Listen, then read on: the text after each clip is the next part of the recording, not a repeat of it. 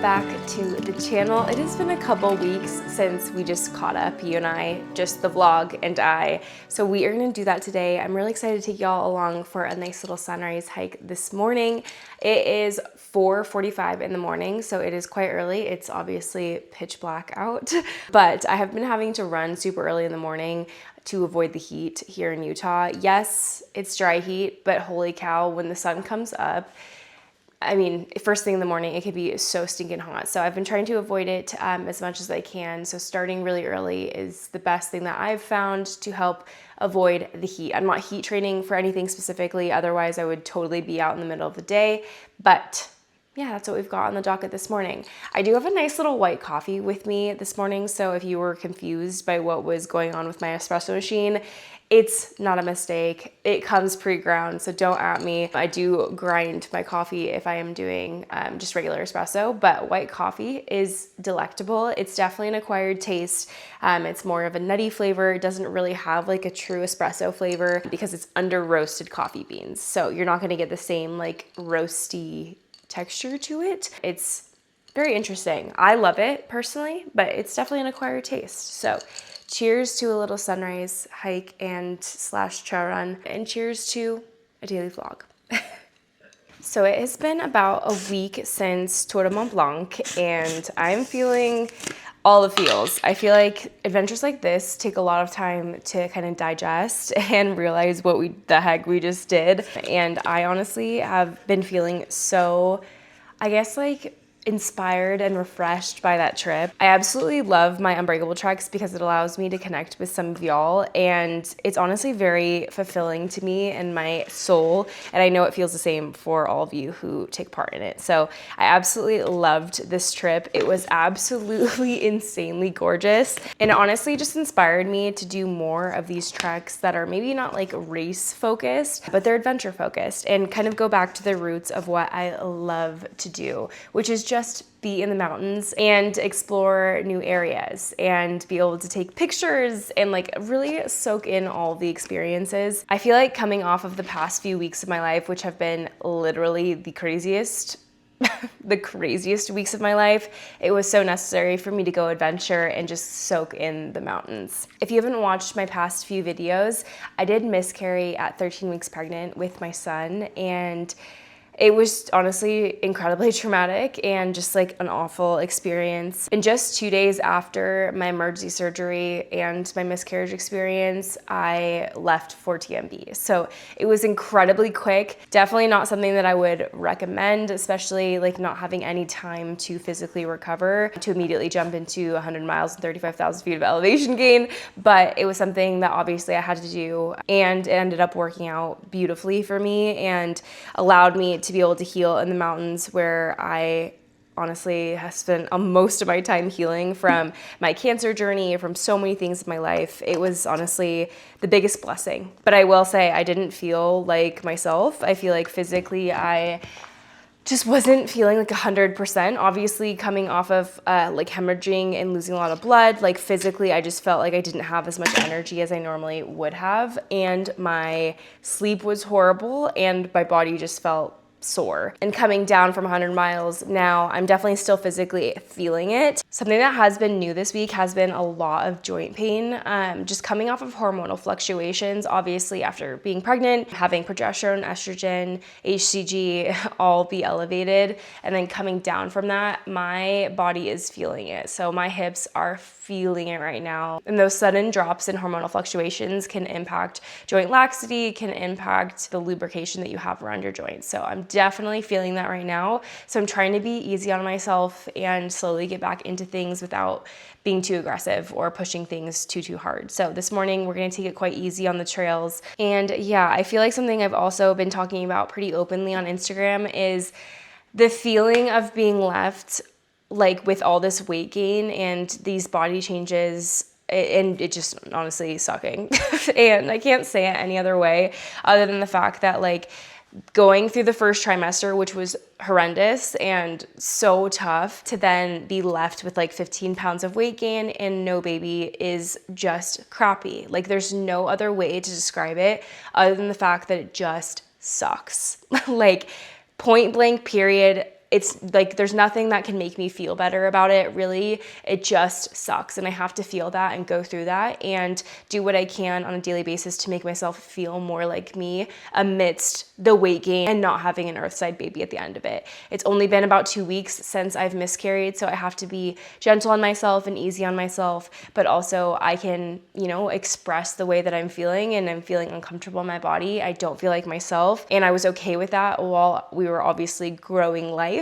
But now that I'm on this side of things, it just feels crappy and it just sucks. So that's kind of where I'm at. I did share that I did gain 15 pounds in my first trimester, which is a lot, but coming off of Zion 100 and being pregnant during that time and then kind of going into this season, it's not a huge surprise to me that I did gain 15 pounds throughout my first trimester. Now being on this side of things, we're down I think like 7-ish pounds of that 15 pounds. So obviously slowly making progress in that way, but my focus has never been weight loss really ever in my life. So my goal right now is just to remain athletic and improve athleticism before I jump into a race prep. So I don't really want to be like immediately going through all this traumatic stuff and then immediately be signing up for a race and kind of utilizing that as like my catalyst of trauma. I would rather kind of go through things and process things before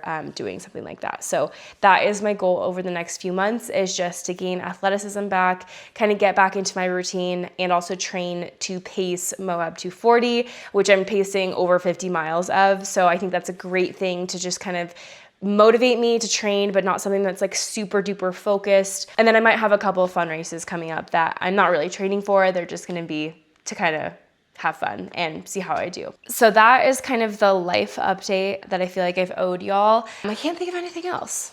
So I need to get changed and leave in 5 minutes for the trails. So I gotta finish the rest of this white coffee. I did put 2 scoops of G1M in my little water bottles here. I'm gonna pop these in my vest, get changed, and let's head to the trails. Okay, we've got our 2 little flasks in our Ultraspire Race Bronco. This is what I always wear. You guys have seen this a million times, but I get asked about it basically every time I post. So yes, I have the Race Bronco vest from Ultraspire in the sage color. This is what it looks like. It is I think it's listed as a 5 liter, but man, I packed this thing full and it is stretchy, so it fits a lot. So I'm gonna do this, put a couple gels in here, and then pop my little DJI camera to be able to film after Brennik leaves today, some extra content. So gonna pop this in and head out because I'm running a few minutes late. All right, so we're at the trailhead. I have some fresh Vective Pro 3s. I realized in Europe that I was on mile like 450 of my previous pair, so they had no tread. They basically looked like road shoes. So this is a fresh pair. We'll see how we feel today. But just a couple easy miles on trail. So something that I have been asked about that I should show you all, because I feel like I've been asked about it enough, is how to heel lock. So when you get a fresh, this is actually perfect because it's a fresh, brand new pair of shoes. So when you get your pair of shoes, do you see the second eyelet? I feel like so many of us are like, oh, why does this have a second eyelet? That's cool. That is for your heel lock. So whether it's in a trail shoe or a like regular road shoe, that is what that is there for. So what you're gonna do is you're actually gonna pull the laces out of that second eyelet. Boom. If they're facing inward. And then you're gonna push them back through, but you're gonna have them facing outward. So from inside of the shoe to the outside of the shoe, and then you're going to create a loop. So coming back through that same side, you're going to take your lace and put it right through that last eyelet. So it's going to create like a little loop here, and you're going to keep that loose for a second here. So same thing, other side, kind of pull this inside that second to last eyelet and then back through to create the loop, that last eyelet. So you will have essentially like 2 bunny ears here. So what that is going to do is going to allow you to be able to pull the other lace from one side through the loop, and that's what's going to create your heel lock. So we're going to do that on both sides.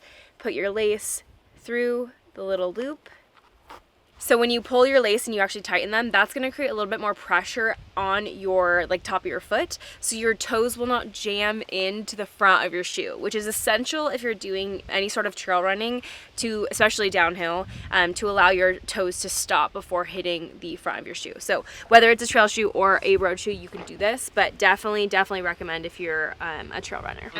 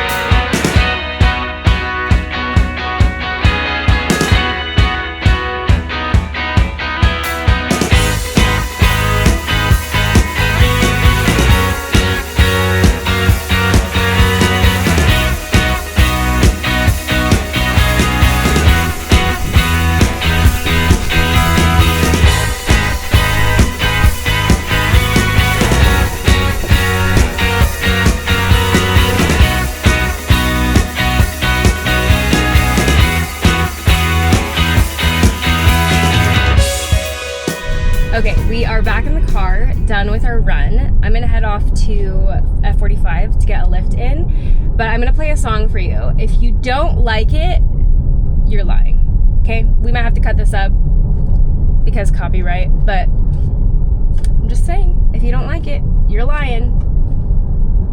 Here we go. Well, you got me all in the head. I am gonna stand on business and say that Justin Bieber is an incredible artist. I will say I never was like a believer or like a super fan by any means, but he makes good music. And he actually has a holy song on here, as I call it, on his new album called Swag. He has something called Glory Voice Memo, and it's super, super good. It's very raw. I think it was probably a voice memo that he just made freestyle. So if you have not listened to that, you definitely need to listen to it. But let me know your thoughts. Do you like his new album? Do you not like it? Do you love "By my use again, you come, I pick up whenever you come"? The way that that's pitched, or are you not a fan of the way that's pitched? I think it's kind of genius to pitch up your own voice on your own album. It's like featuring yourself. I feel like that's pretty genius, but I don't know. I might have some questionable music taste. I basically only listen to country music and Christian music, but I do love me a little J Beebs. So anyway, I'm gonna try and film at F45 as much as I can. I am not 100% sure because I'm newer what that will look like, but I will do as much as I can. If I don't film in there, I will catch up with you guys after F45. 1, 2, 3, got you hitting up my line. Don't rate me, get you singing every time. Tick, tick, boom, baby, we're like dynamite. I feel it making me go, go, whoa.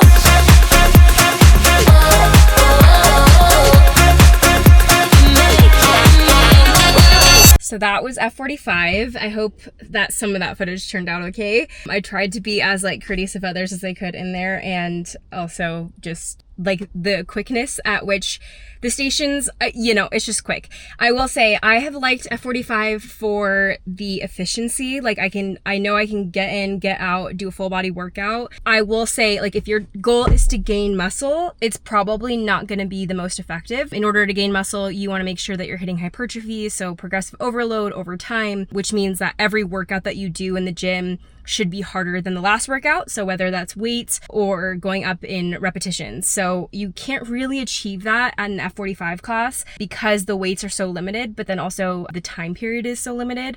But I will tell you, it's definitely a good workout for just like getting in a quick workout. And if you like to resistance train. So for maintenance, I think it would be totally fine. But I think if you're really looking at gaining muscle, gaining strength, your better bet would be to go to the gym. So tomorrow, I think I'm going to take you guys through like a full gym lift. Hopefully I'm not too sore from this, and we can talk about a little bit more about progressive overload and what that looks like. But I just wanted to give you guys an idea of what F45 is good for, or classes like F45 are good for, versus like what your goals might be. So if your goal is just overall athleticism, getting in a good workout, resistance training, and getting in and out within 45 minutes, I think F45 is a great option for you. But if, once again, if your goal is to gain muscle or gain strength, it's probably not going to be what I would consider to be the most effective way to work out. So anyway, long-winded and hot. I'm like so sweaty, but that is 2 workouts done like in early in the morning. So we had a trail run and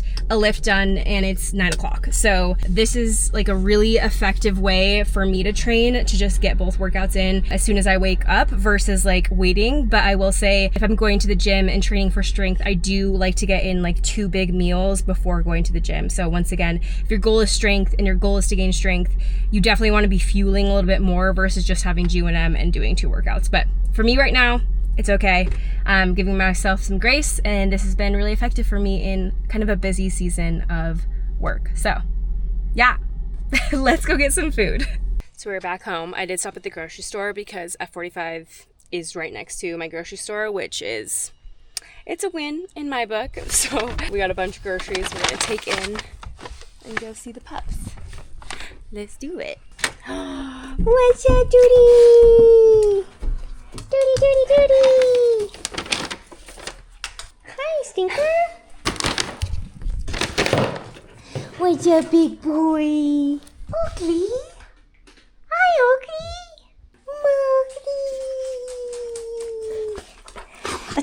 Are you serious? Are you serious? Hi, Oakley. Hi. Oh, you're so sweet. You're so sweet. Oh, yes, you're sweet too, big boy. You're sweet too, my big boy. Go get one more grocery.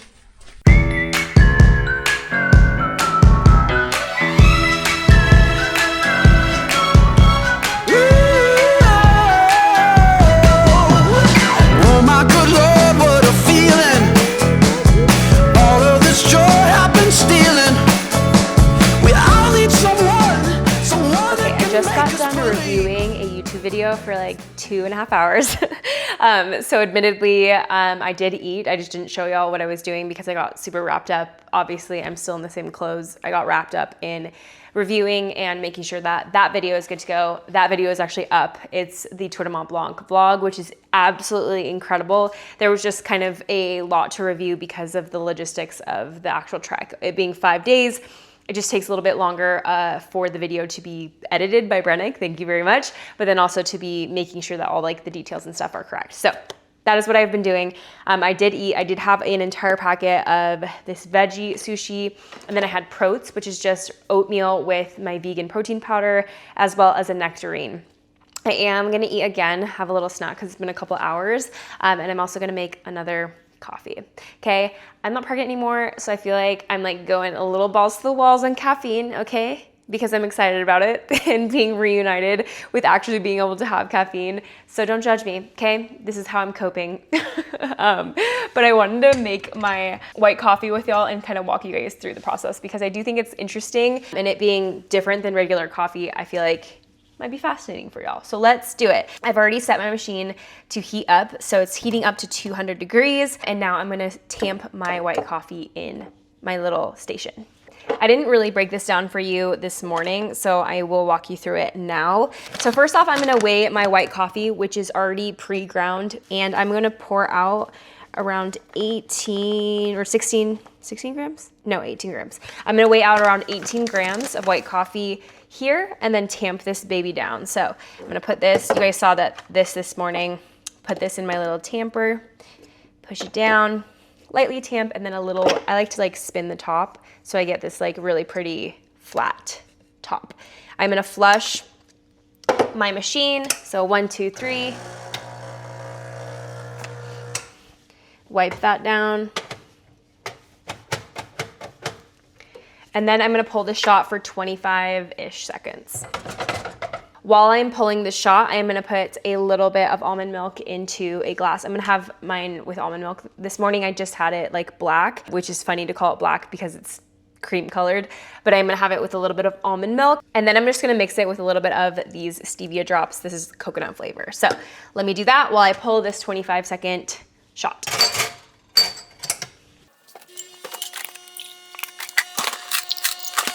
One, two, three.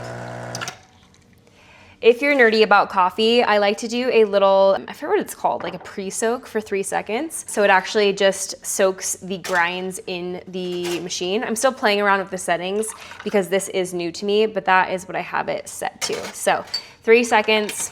This is what the white coffee looks like mixed with almond milk. It basically looks the same color as almond milk. And then a couple little squeezes of the stevia. Mix her up.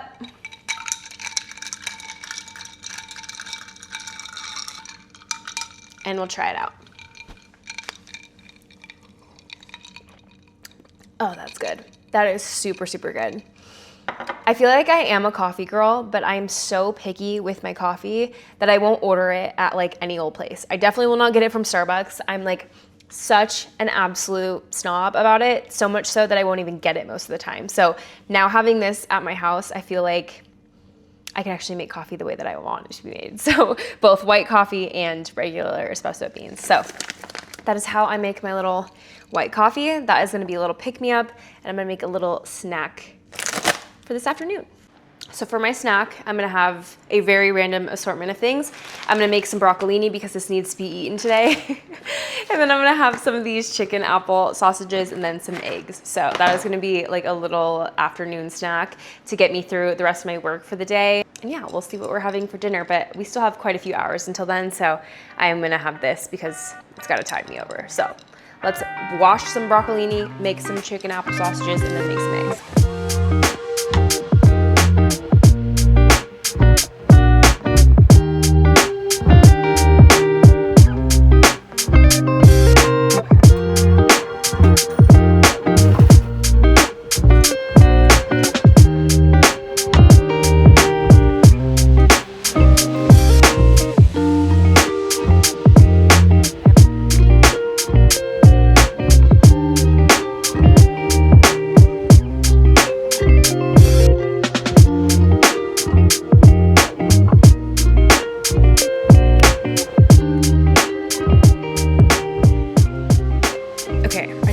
From the driving range. That sounds crazy coming out of my mouth. That was my first time ever at a driving range and my first time ever swinging a club outside of the 2 times that I've played Topgolf. So please don't judge me. And Brennik only put like maybe a couple swings in there that are good. Because definitely not claiming to be an expert. I joked to Tyler that this is another sport that I could just be mediocre / bad at. And yeah, I come from a baseball background, so the golf was very awkward and not natural to me whatsoever. But we're back home from that. Tyler did great. What? You crushed. I did not crush. You smacked the shit out of the ball. I tried, okay? I have no idea what I'm doing with my body when it comes to golf because literally my entire life I've spent playing baseball. So unlearning all the things like breaking your wrist or like shifting your weight backwards, it's literally the exact opposite in golf. So very strange, but admittedly it was fun. So I might be back. I'm gonna make some dinner. I think I'm gonna make some rice and maybe some elk or maybe chicken. I'm not sure what we have. So I'm gonna make some of that. And yeah, we're gonna have a good rest of the evening. Tyler reminded me to tell you guys that also the clubs that I was hitting with, where there was only 3, were all Lost and found. they were all from the lost and found at the driving range. So none of them were like meant to be for me. The driver is like super duper long. So yeah, that is something I should probably mention. Not to give myself any more credit because I don't deserve it, but yes, those were factors that were at play for sure. My burger is done. No bun for me. Elk burger. Delicious. And then Tyler's doing some fries over there. I have my rice. It says 16 minutes, but I only put 1 cup in here, so I think it's probably done. Let's take a peek. Ooh, that definitely looks close. Let me stir it up. Oh yeah, it's done. It's done. Ooh, steaming up the lens.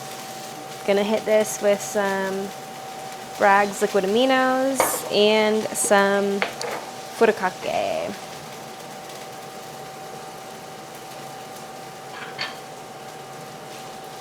Yum. I feel like I'm missing a veggie, but I did have a veggie for my snack. What's that, potato chips? No, I had broccolini. Looks good though. Good morning. We're gonna talk about everything from 100 Mile Prep and the Leadville 100, which is so stinking iconic and it's coming up in just a few weeks, to recovering from a miscarriage and kind of getting my glow up in this like forced off season. So starting off, if you've missed the past few videos, I did go through a miscarriage at 13 weeks pregnant and it was like so awful, absolutely awful. You can go back and watch those videos if you're interested in hearing the whole story. But I feel like I've been in this weird season where I am generally like full throttle, pushing down on the gas, getting ready to race a giant race. And yet I'm in this like weird limbo state. But I think this is a really great opportunity for me to learn as someone who is newer to ultra running, but loves the 100-mile distance and will continue to race the 100-mile distance for a while. But then also someone who has, you know, this other side of wanting to be a mom and being a cancer survivor, a 2-time cancer survivor, and knowing how precious our time is and how precious our health is, and how to balance these two things and exist in these two very different but really incredible and beautiful ways. So yeah, I'm excited to take y'all along for it. But the first thing that I want to start with is a Bible verse that I've been shared with many times. So in opening up about my miscarriage, I have been poured into, like absolutely poured into by all of you and people on Instagram. And it has just been literally the most amazing, but also the worst experience ever. So I feel like being part of the Miscarriage Club is quite literally the worst club to be part of. It's right up there with being cancer survivors. 2 horrible clubs. You know what's even worse is combining those 2 clubs and being a cancer survivor going through a miscarriage. Anyway, I digress, but I just feel like the club itself is horrible and just so tragic, but the community has been absolutely insane. I feel like I've just been absolutely poured into, and it's helped me so much to know that I'm not going through this alone, and there are so many other people who are going through it, and so many other Christ followers and people who, you know, look to God for healing in this time have shared their insight with me, which has been really helpful as well. So I wanted to pass that along to some of you in case you are going through something like this, or you have, you know, a family member who's been going through this. I think this is just like such a beautiful thing to share. So I've heard this verse in Psalms before, but I feel like it's never really hit the same as it has over the past few weeks. So the actual psalm that was shared with me just says, it's Psalm 34:18. It says, "The Lord is near the brokenhearted. He saves those crushed in spirit." So first off, such a beautiful verse. Like, I want to read through a little bit more to get context, because I love Bible verses, but you know what I love more than just a singular verse is the context in which it's coming from. So earlier in this psalm, it says, "I sought the Lord and he answered me and rescued me from all of my fears. Those who look to him are radiant with joy. Their faces will never be ashamed. This poor man cried and the Lord heard him and saved him from all of his troubles." This poor man cried, and the Lord heard him and saved him from all of his troubles. I love that. "The angel of the Lord encamps around those who fear him and rescues them. Taste and see that the Lord is good. How happy is the person who takes refuge in him. You who are his holy ones, fear the Lord, for those who fear him lack nothing. Young lions lack food and go hungry, but those who seek the Lord will not lack any good thing. Come, children, listen to me. I will teach you the fear of the Lord, who is someone who desires life, loving a long life to enjoy what is good. Keep your tongue from evil and your lips from deceitful speech. Turn away from evil and do what is good. Seek peace and pursue it. The eyes of the Lord are on the righteous, and his ears are open to hear their cry for help." The face of the Lord is set against those who do what is evil, to remove all memory of them from the earth. The righteous cry out, and the Lord hears and rescues them from all of their troubles. The Lord is near the brokenhearted. He saves those crushed in spirit. One who is righteous has many adversities, but the Lord rescues him from them all. He protects all of his bones. Not one of them is broken. I just love reading the context of this because I feel like for me, it provides me with many opportunities to see things maybe in a different way of how actually going to the Lord with your troubles can help to heal you. I love this last part, the one who is righteous has many adversities. I think a lot of people might have a misconception about religion or a strong relationship with God, thinking that by having a relationship with God, you just don't have to fear any storm, you don't have to weather any storm, you don't have to go through adversities. But for me, I've realized in my faith that my adversities have made me the strongest person that I could be right now. And I know that the adversities that continue to come my way will provide me with perspective, bring me closer to God, and allow me to have more empathy for those who are walking this earth with different experiences. This miscarriage completely opened my eyes to an experience that I did not know existed. Obviously, I knew that people had miscarriages, and I felt like that was really horrible and awful, but I don't really think that I ever realized how incredibly tough this experience could be, both physically and mentally, until I started going through it. And without that perspective, I don't think that I could reach some of you who maybe needed to hear in this moment that you're not alone and that you have the strength to get through this. And hopefully you have a strong relationship with God to be able to have the burdens of this experience be lifted from your shoulders and be placed onto Him. So I feel like everything that I've gone through in my life, from my cancer diagnosis and then my second cancer diagnosis to now experiencing this, has taught me so much about humanity. And I'm grateful for each experience. And as hard as this one currently is, and as much grief as I'm currently going through, I just feel like I know that this is for a purpose. And I know, at the end of the day, this is just part of my story. And hopefully my story can help you in your story. Everyone is going through something different in their life, and everyone faces a different storm. But I hope that you know how much you're loved and how worthy you are of just living an incredibly beautiful and joyful life. So let's get on with today's vlog. I am gonna go to PT. So this is something that I'm incorporating in this off season, coming off of TMB and coming off of everything. I'm focusing a lot on PT, strength training, and overall speed work, athleticism, etc. So PT is a huge portion of that. So let's go get some PT done. So my morning has already gotten kicked off with a killer speed workout at 21 Run.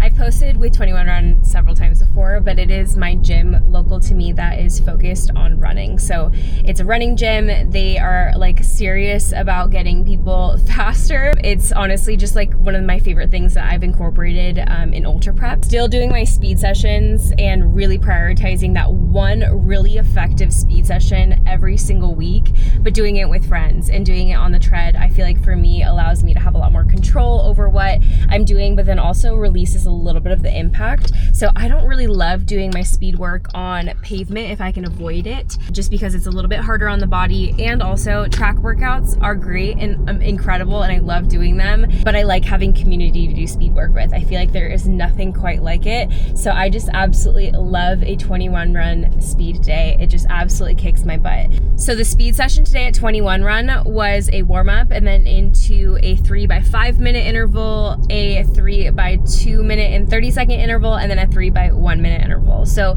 I tried to hit right around a 6:30-ish pace for my 5 minute interval, and then my 2.5 minute interval was right around a 5:45 pace, and then 1 minute interval was around like a 4:30, because I can really bust out a 1 minute interval.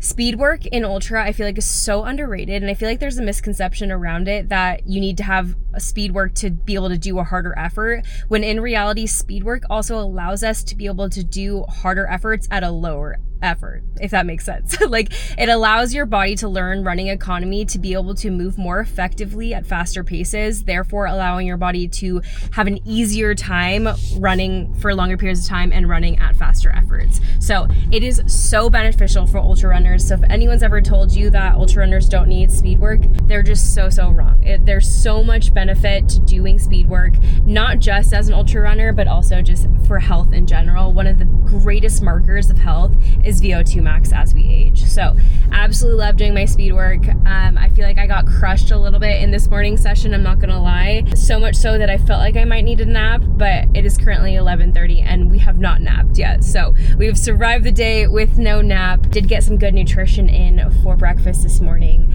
But yeah, I'm really excited about this PT session. I feel like I need it post speed work and in between my lift and my run today. So okay, so we just got done with PT. We did quite a pretty active session today. In the past, we've done a lot of like scraping, microneedling, or sorry, not microneedling, dry needling. We did a little bit of that on my knee, but on my ankle that I sprained 2 weeks before going to Tour de Mont Blanc, we did a lot of like exercises today.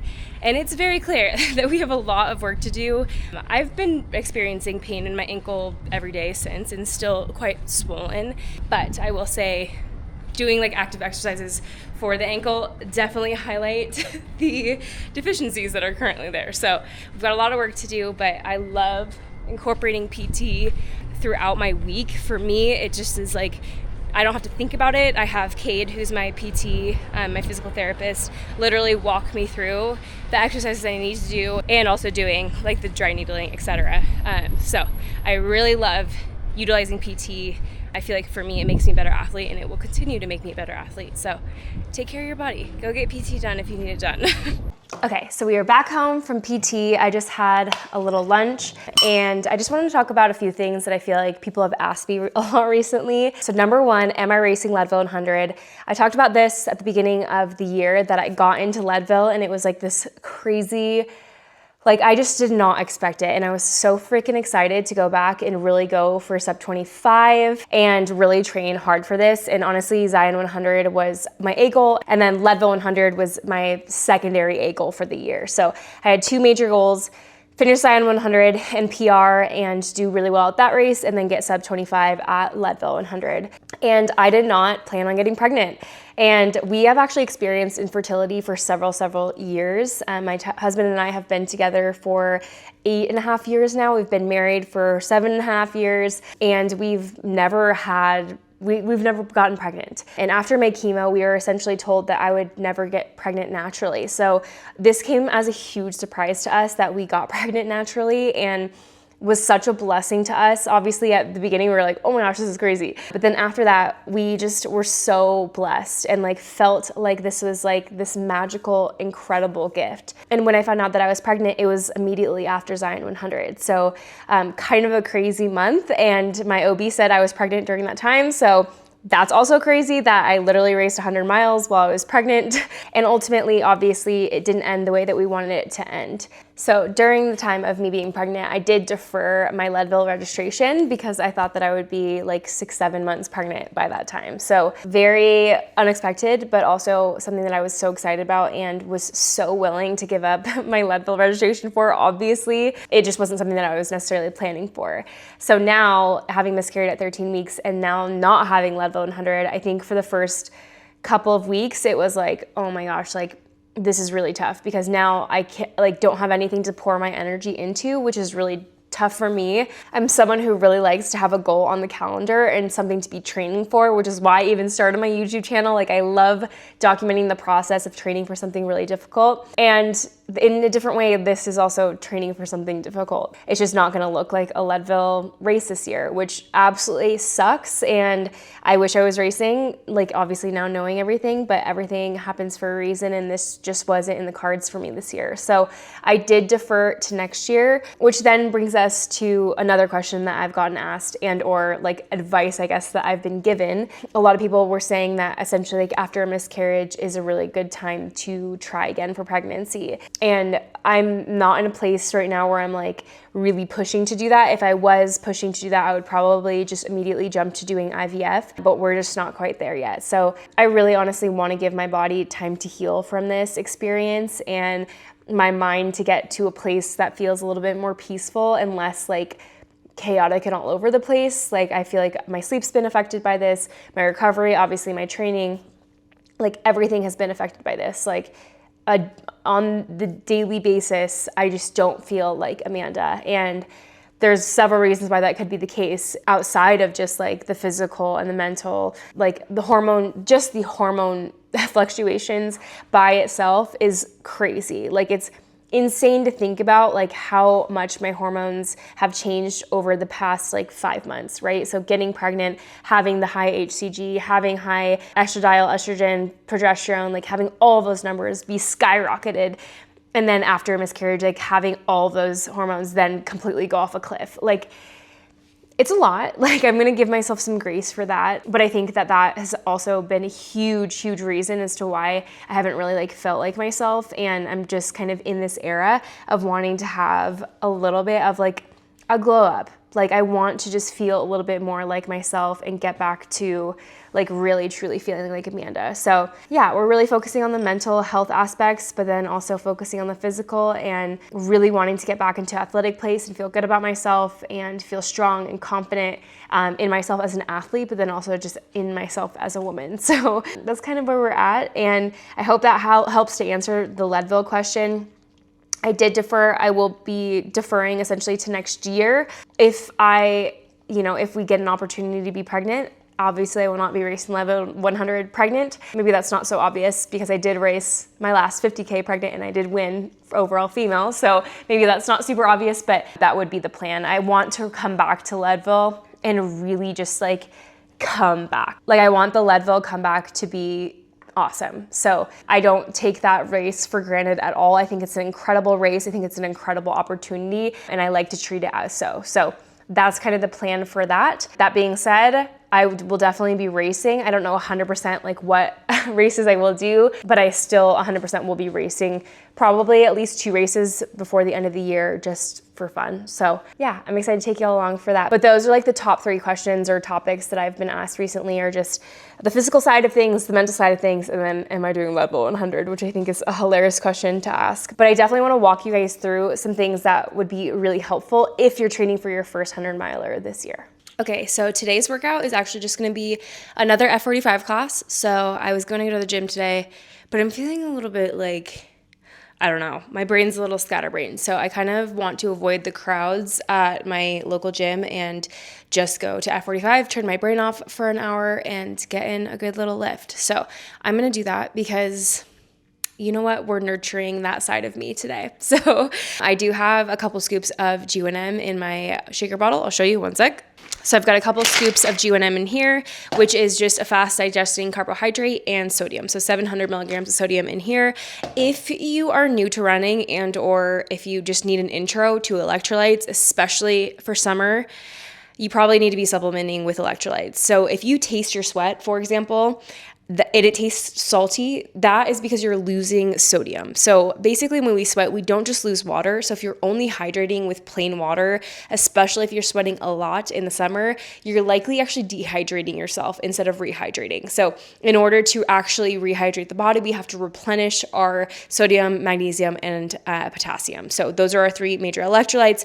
That's what we need to put back into our body if we're sweating a lot in the summer or just honestly if we're endurance training at all. The general recommendation is for runs over 45 minutes. It's super beneficial to have fuel in you. So intra-run fuel, carbohydrates, electrolytes, both replenishing during the workout, but also before the workout in itself. So if you're feeling like your workouts are really lagging this summer, yes, the heat can have a huge impact on it, but also you might just need to supplement with some electrolytes in order to make your body more hydrated, like way more hydrated than you anticipate. So sometimes for me, I can be so far behind on my water intake and my electrolyte intake throughout the day because I get wrapped up into work and then I don't drink any water. So I'm really, really bad about that. I'm great about it throughout my training, especially in my lifts, but I am freaking horrible about it during the day. So I'm gonna replenish that on my way to the gym, get in this quick F45 lift to help clear the mind, make the body feel good and powerful and strong. And yeah, let's go get it. So we are in today's like 4th session of the day. So this morning was 21 run, and then I had PT, and then I went to F45, and now I'm currently rucking and walking the pups. But I wanted to talk about rucking because I got a few questions on it when I posted it on Instagram, and it's something that I've been doing literally every single day, and I started doing it more when I was actually like really still injured with my ankle. So right after I sprained my ankle, my PT basically said to just stay active on it as I could, and I couldn't really run without like an 8-ish pain, so I just decided to ruck. I was rucking and I was doing the elliptical, and it's honestly been something that I've been really liking. So just on my normal walks that I do with the dogs, I'm just having it be weighted. So something that I feel like over time that we've just lost as like a population of humans is carrying more than our body weight. I mean, even just carrying our body weight, I feel like we've not done a great job of, but rucking specifically for ultrarunners, I think can be a really great way to kind of incorporate strength training in addition to just overall like loading the joints more than we would if we were just running with nothing else on. Ultrarunners, trail runners, probably a little bit better about loading the joints than just your average road runner, because we're carrying our vests with all of our nutrition and hopefully like in case of emergency gear and water. So we're definitely carrying more than just like your average road runner.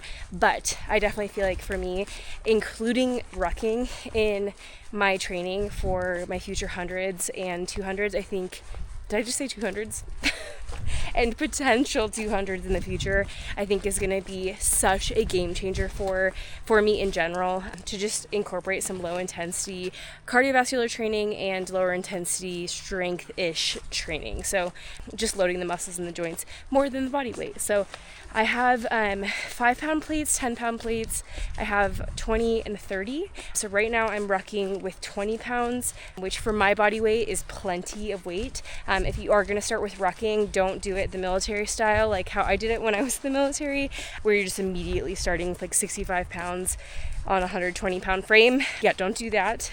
Start progressively, the same way that you would do running, the same way that you would do if you were strength training. Do the same thing with rucking, and that will help to avoid any injury. And you really don't need a lot. I think there are experts who are out there who say there's like some level of percentage of body weight that is going to be like the most effective. Something like 5%, I believe, is the number. But you can start with literally only a couple pounds and start incorporating it that way if you've never done any sort of like weighted walking or hiking or anything like that. So yeah, that's what I've been doing. I've been really enjoying it. Obviously, like our nighttime runs or nighttime rucks are just so beautiful, and because it's been like 100 degrees, it does get a little bit cooler when the sun starts to go down. Is it much cooler? I don't know, it's still hot to me, but definitely more enjoyable than like the middle of the day for the pupperoonies. So love my little nighttime rucks.